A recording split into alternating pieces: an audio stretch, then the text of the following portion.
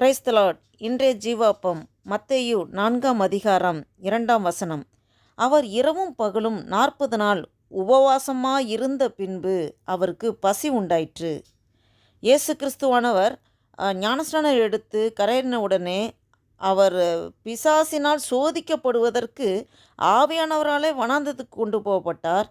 அவர் இரவும் பகலும் 40 நாள் உபவாசமாக இருந்தார். உபவாசம் இருக்கிறது அவர் பாவத்தில் இருக்கிறதோ இல்லை அவருக்கு எந்த ஒரு காரியமும் இல்லை. அவர் பரிசுத்தர், அவர் உன்னதமானவர், அவர் ஆவியினாலே பரிசுத்த ஆவியினாலே உண்டாக்கப்பட்டவர்.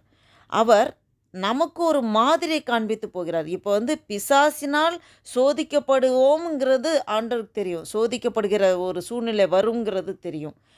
அதில் ஜெயம் கொள்வதற்கு நமக்கு ஒரு மாதிரியாக ஆண்டவர் காண்பிக்கிறார். உபவாசம், ஆண்டவரோட வாசம் செய்கிறது. உபவாசம் ஆண்டவரோட வாசம் செய்கிறது. இந்த 40 நாள் உபவாசத்தில் இரவும் பகலும் அவர் கண்டினியூஸாக தண்ணி குடிக்காமல், உணவு அருந்தாமல், உணவு சாப்பிடாமல் அப்படி இருக்கிறது மாமிச பிரகாரம் அது செய்ய முடியாது. ஆனால் தேவ பிரசன்னத்தில், மகிமையிலே தேவ பிரசன்னத்தில் இருக்கும்போது நம்மளால் செய்ய முடியும். அந்த பரலோக மன்னாவினாலே அனுதினமும் அவர் சொல்கிறாரு, கல்லுகளை அப்பமாக மாற்றுறதுக்கு பிசாசு சொல்லுவான். அதுக்கப்புறம் அந்த கல்லுகள்னால அப்பமாக மாற்றுறதில்ல, இயேசு கிறிஸ்து ஆண்டவரோட வார்த்தையினாலே அப்பமாக மாறப்படும்னு சொல்லி. அப்போ வார்த்தை, அந்த பரலோக மன்னா, அந்த ப்ரெசன்ஸில், ஆவிக்குரிய அந்த ப்ரெசன்ஸில் இருக்கும்போது அது 40 நாள் அவங்க புசியாமலும் குடியாமலும் இருந்தாலும் அந்த தெய்வீக பலன் அவருக்குள்ளே இருந்தது. அதே போல தான் இந்த 40 நாள் உபவாசம், மோசேயும் சீனாய் மலையில் 40 நாள் உபவாசம் இருந்தாங்க. எலியாவும் 40 நாள் உபவாசம் இருந்தாங்க.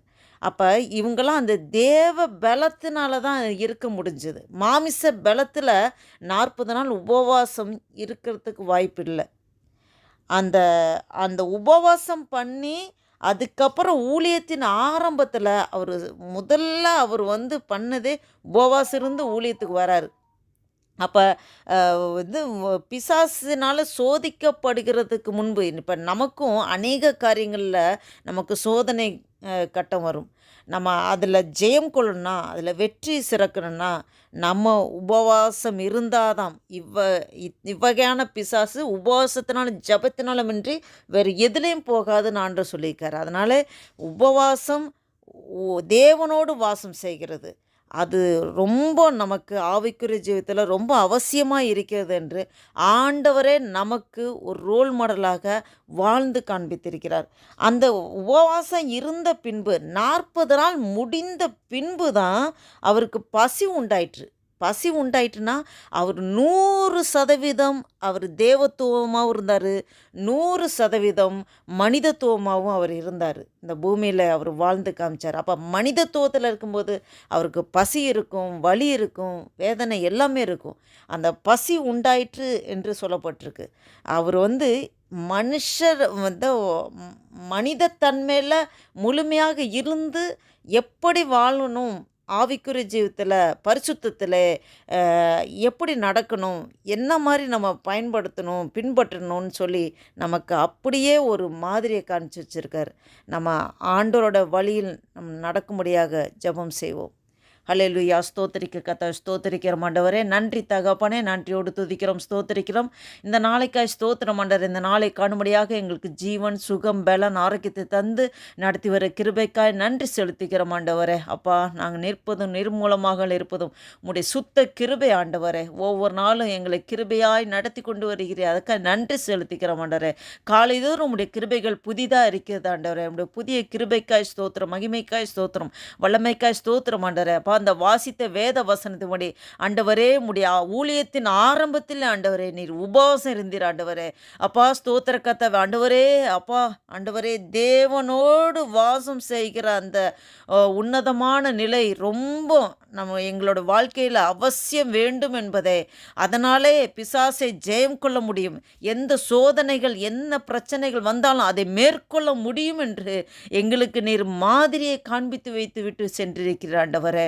அப்பா அதை நாங்கள் பயன்படுத்தும்படியாக ஆண்டவரே, உபவாசத்தினாலும் ஜெபத்தினாலும் இன்றி வேறு எதுலையும் எந்த ஒரு காரியமும் ஜெயமாக எடுத்து செயல்பட முடியாது என்பதை காண்பித்து கொடுக்கிறீர் ஆண்டவரே.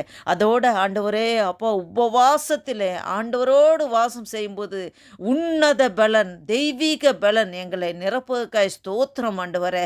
அப்பா ஸ்தோத்திர கர்த்தாவே, உம்முடைய வார்த்தைங்கிற மன்னா ஆண்டவரே, இந்த வேத வசனம் ஆண்டவரே, அப்பா ஒவ்வொரு வேத வசனத்தினாலே நாங்கள் பிழைப்போம் ஆண்டவரே. அப்பா ஸ்தோத்திர கர்த்தாவே, புசியாமலும் குடியாமலும் 40 நாள் நீங்கள் அப்பா வாழ்ந்து காண்பித்தீர் ஆண்டவரே. அப்பா ஸ்தோத்திர கர்த்தாவே, உம்முடைய அப்பா ஸ்தோத்திர கர்த்தாவே, உம்முடைய வழியில் பின்பற்றி வந்த ஆண்டவரே, அப்பா ஸ்தோத்திர கர்த்தாவே, மோசே, அப்பா எலியா எல்லாரும் 40 நாள் ஆண்டவரே புசியாமலும் குடியாமலும் இருந்தாங்களே ஆண்டவரே. தேவ பலத்தில் இருந்தாங்க ஆண்டவரே. அந்த பலத்தினாலே அப்பா இந்த வீடியோவை கேட்டுக்கொண்டிருக்க பார்த்து கொண்டிருக்க ஒவ்வொரு மீதும் அந்த அபிஷேகம் இறங்கட்டும் ஆண்டவரே. அடிமை மீது இறங்கட்டும் ஆண்டவரே.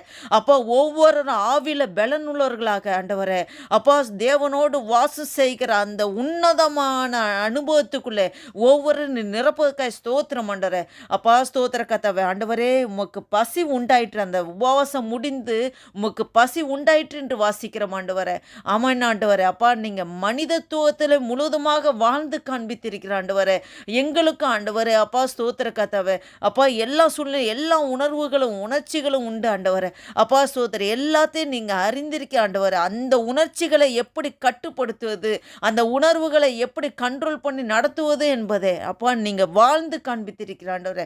அதன்படி நாங்கள் செய்வதற்கு அப்பா எங்கள் ஐம்புலன்களையும் உடைய கரத்தில் உடைய சமூகத்தில் எங்களை முற்றிலுமாக ஒப்பு கொடுக்கிறோம் ஆண்டவரே. இந்த நாளில் ஆண்டவரே, உடைய பிரசனத்தை நாங்கள் நிரப்பி ஆண்டவரே, அதை ஒவ்வொரு நாளும் ஒவ்வொரு தினமும் நாங்கள் தியானித்து ஆண்டவரே எங்கள் வாழ்க்கையில் நாங்கள் அதைப்படி பயன்படுத்த நீர் அப்படியே எங்களுக்கு கிருபை பாராட்டுகிறதுக்காக ஸ்தோத்திரம் ஆண்டவரே.